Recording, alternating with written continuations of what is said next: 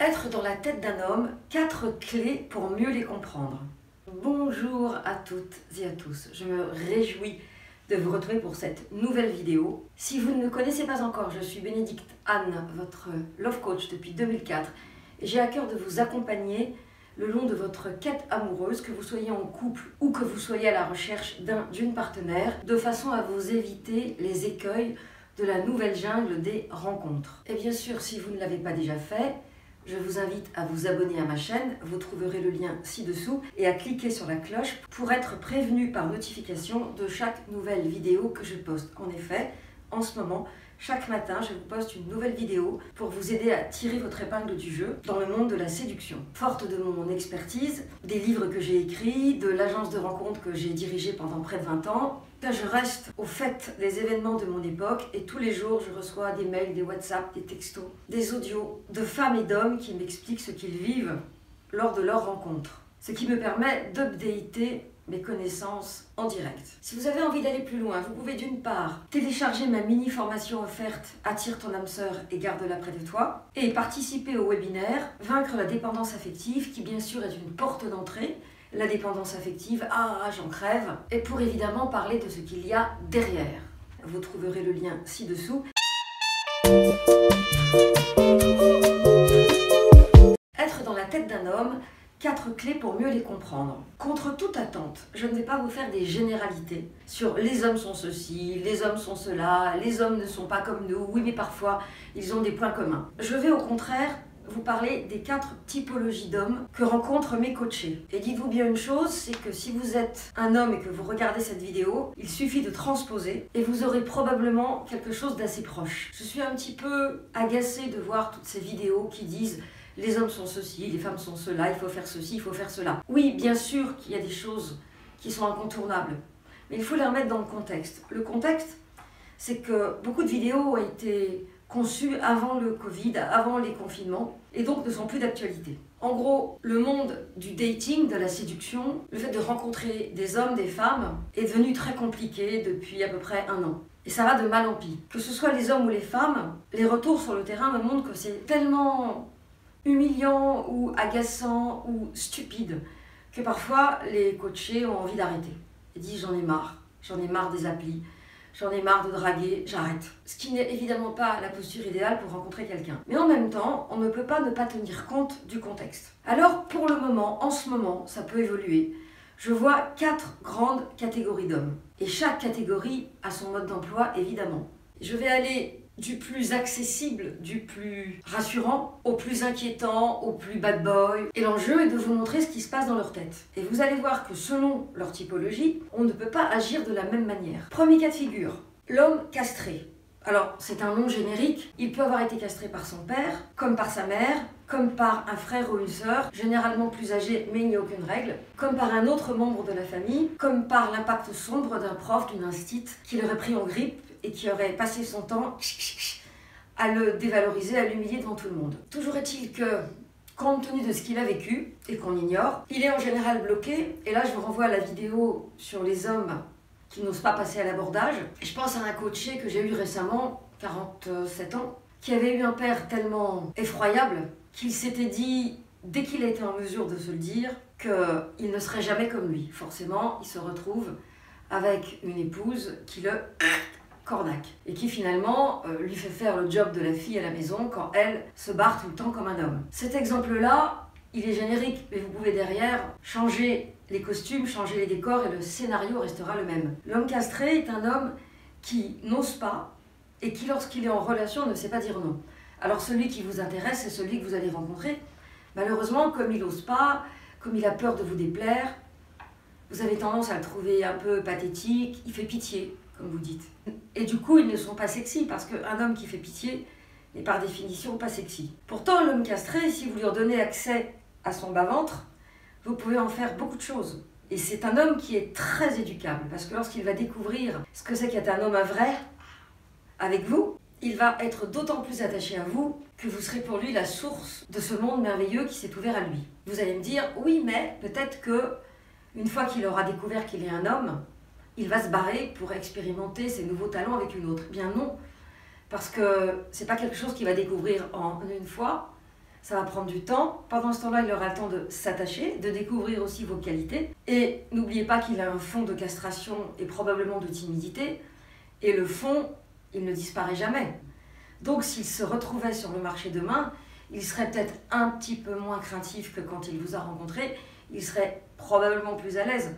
Mais il resterait ce fond d'incertitude. Et puis il faut cesser de penser que l'autre est forcément là pour vous vampiriser, vous exploiter, pour derrière en faire profiter d'autres. Bien sûr que ça arrive, mais cela, en général, je vous évite de foncer dans la relation. La deuxième catégorie d'hommes que vous allez rencontrer sont les hommes féminins. Ce ne sont pas tout à fait les mêmes que la première catégorie, parce que eux ont un féminin très fort. Normalement, le féminin chez l'homme doit être au service du masculin, et là, en général, c'est un peu le contraire. Donc, vous trouvez qu'il a la voix trop perchée, qu'il est trop efféminé dans ses gestes. Vous trouvez qu'il a du mal à se positionner. Bref, vous le trouvez pas très viril. Au moins, l'homme féminin, élevé par une mère féministe, ou en tout cas ne voulant pas ressembler à son père, ou X autres raisons, a l'avantage de vouloir vous respecter, de refuser de faire l'amour dans certaines positions qu'il trouverait dégradantes pour vous, et je vous renvoie à la vidéo sur le sujet. Et cet homme-là, bonne nouvelle, est parfaitement éducable.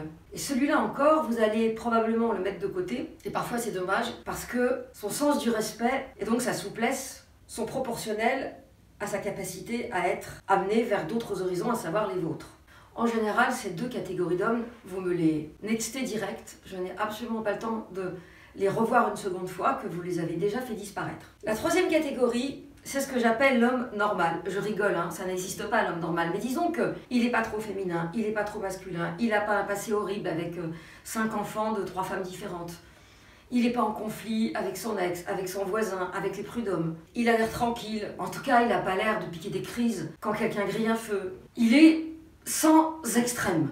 Et lui, probablement, c'est celui que rencontrent mes coachés pour la plupart. Chaque fois qu'elles me montrent la bouille de leur nouveau partenaire, soit en Skype, soit à travers une photo, pour moi, c'est le mec physiquement le plus normal du monde. Ce qui ne veut rien dire, on est d'accord, mais quand même, à force de voir les têtes des méchants, les têtes des gentils, les têtes des bovins, les têtes des castrés, j'ai une espèce de sixième sens qui fait que quand il y a du vice, je le sens et je me trompe rarement. Donc c'est assez impressionnant de voir qu'il y a quand même beaucoup d'hommes normaux qui finalement n'ont qu'une envie, c'est d'être en couple avec des femmes, et en l'occurrence, quand c'est avec mes coachés, c'est encore mieux car l'objectif est atteint. Et ces hommes-là sont finalement les plus faciles. Ce ne sont pas les plus excitants, ce ne sont pas les plus calientes, mais ce sont des hommes rassurants, sans surprise, avec lesquels vous pouvez vous sentir en sécurité. Et cela, une petite méthode Terminator de base, qui n'aura pas besoin de durer très longtemps, devrait fonctionner. Je vous renvoie aux multiples vidéos que j'ai faites sur le sujet pour avancer sur le même rythme et vous faire respecter. Et nous arrivons maintenant à la quatrième catégorie, que je vais appeler au choix le bad boy,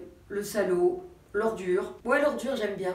Alors l'ordure, c'est évidemment celui qui a besoin de 1000 méthodes Terminator, celui pour lequel vous regardez toutes les vidéos sur le silence radio, Filme-moi je te suis, comment le rendre fou, etc. L'ordure, c'est celui qui de toute façon, par définition, c'est marqué sur son front, là vous voyez, en lettres de néon, en bien... Ordure, je vais t'avoir. Donc l'ordure, vous pourrez faire ce que vous voudrez, ça ne servira à rien, il ne changera pas.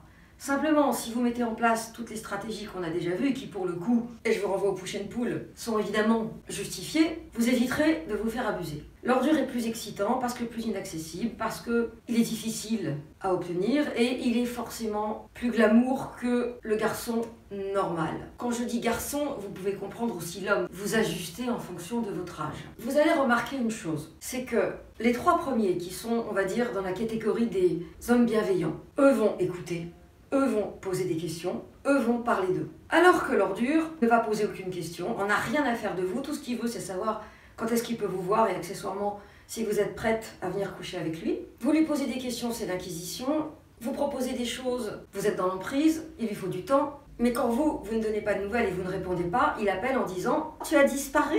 alors que lui avait disparu bien plus souvent qu'à son tour. Donc on va se rendre compte de leur mode d'emploi et de leurs différences à travers leur communication. Les premiers agissent dans un mode d'échange naturel, l'ordure, lui, est centré sur sa gueule. Les 3 premiers ont des attentions, se souviennent que vous leur avez dit que vous passiez un examen ou que votre fils passait le code, se souviennent que vous attendiez la réponse du syndic, et donc ils s'intéressent, ils posent des questions, ils se souviennent de ce que vous leur avez dit, et ça c'est très important, parce que les hommes normaux sont présent dans la communication. Alors que l'ordure, vous pouvez lui raconter ce que vous voulez. Ah oui, c'est vrai, tu pars, j'avais oublié. Ah merde, ajoute-t-il, zut, c'était le moment où lui, ça l'arrangeait de vous voir. Donc là, il est déjà en train de penser à celle qu'il va pouvoir récupérer à votre place. Les 3 premiers sont moins centrés sur le physique. Ils sont aussi à l'écoute de leur ressenti. Ils considèrent que la personnalité de la personne qu'ils vont rencontrer va compter. Et eux, ils remplissent les cases pour savoir s'ils peuvent vous présenter au choix à leurs enfants, à leurs parents et généralement parlant à leurs amis. Alors que l'ordure ne va voir qu'une chose, c'est 1, est-ce que vous l'excitez, 2, est-ce que vous l'excitez suffisamment pour qu'il fasse un peu d'effort, 3, est-ce qu'il va décider de vous voir une seconde fois si vous avez refusé de coucher la première fois. Vous voyez, c'est un vaste champ des possibles que l'ordure vous propose. Une fois de plus, les 3 premiers sont plus proches de leur cœur, le normal il est à moite-moite, donc ça va, et l'ordure est plus proche de son bas-ventre. Après, le mode d'emploi qui va vous permettre d'être dans la tête de ces hommes va dépendre de vous, de votre désir et de ce qu'il vous inspire. Déjà, si vous ne vous voyez pas l'embrasser, vous oubliez, c'est pas la peine de vous forcer. Ensuite, s'il a une voix de crécelle, s'il arrive tout maigre avec un tout petit buste comme un crocodile qui marcherait debout et que vraiment vous pouvez pas physiquement vous imaginer avec la tête contre son buste, laissez tomber. S'il a un look pourri et que vous avez passé l'âge de relooker les hommes, laissez tomber. Encore que ça, pour moi, ça reste complètement négociable. Et je pense à une de mes coachées qui a emmené son sexa, qui était habillé comme un plouc dans un magasin chic, et qui, lorsqu'il est sorti vêtu de sa tenue de prince, avait augmenté son sex appeal de 50%. Donc les qualités intrinsèques font que certains hommes méritent d'être lookés. Si l'homme vous plaît suffisamment, ce qui va faire la différence en réalité dans l'approche, ça va être la nature de vos attentes. Plus vous êtes en demande, angoissé, mendiante de l'amour, plus vous êtes dans un besoin d'attention et de reconnaissance important, plus vous allez arriver avec une pancarte qui dit « Seras-tu celui qui me donnera tout ce que je n'ai pas reçu autrefois ?» Et là, que vous vous adressiez au castré, au féminin, au type normal ou à l'ordure, vous aurez le même résultat. La seule différence, c'est que parmi les 2 premiers, il y aura peut-être plus d'attention parce qu'ils savent de quoi vous parlez, évidemment, puisqu'ils sont passés par là. Mais globalement, ce qui va faire la différence, une fois que vous êtes arrivé au stade où vous avez envie d'aller plus loin et tout le monde est d'accord, vous avez posé toutes les questions, l'histoire est possible, ce qui va faire la différence, c'est la nature de vos attentes. Et là, je vous renvoie à la vidéo sur le sujet. Parce que selon ce que vous amenez, vous allez générer un comportement différent en l'autre. Même le type le plus réglo du monde, le plus correct, va pouvoir se transformer en ordure s'il est sous pression. Et en même temps, j'ai vu des castrés accepter des cruellas caractériels. Vous l'avez compris, ce qui compte, c'est repérer la typologie à laquelle il appartient, et pour ça il faut plusieurs rendez-vous. Et c'est ensuite se positionner d'une manière intelligente et subtile, de façon à ce que vos attentes ne soient pas une montagne à franchir entre lui et vous. Alors, est-ce que vous aussi, ça vous est déjà arrivé de jeter des hommes trop rapidement parce que vous les trouviez pas assez entreprenants? Est-ce que ça vous est arrivé de craquer pour des ordures qui n'en avaient rien à faire de vous, mais que vous laissiez faire? Donc eux, ils sont ce qu'ils sont avec votre consentement. Dites-le moi dans les commentaires, vous savez que je vous lis et que j'ai grand plaisir à vous répondre. Merci d'avoir regardé cette vidéo jusqu'au bout, merci de la liker si elle vous a plu, de la partager si vous pensez qu'elle peut aider des personnes de votre environnement. Et à demain pour ce rendez-vous matinal que je vous propose dans l'optique de changer votre vie amoureuse.